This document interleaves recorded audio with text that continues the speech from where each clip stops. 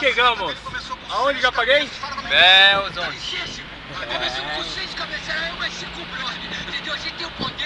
A tão esperada cidade chegou, hein? Aqui é perto do Mineirão, viu? Oi? Aqui é perto do Mineirão. Perto do Mineirão?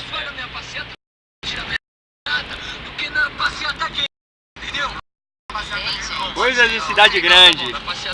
Trânsito, motoboy, farol fechado, outdoors.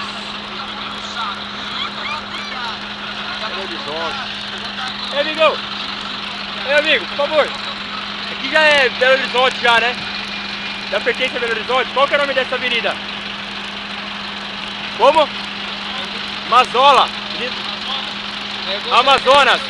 Pra mim ir pro centro, como é que eu faço? Eu vou reto? Valeu, obrigado. Bora, japonês, entendeu? Vai pro centro. Bora. Ele falou o quê?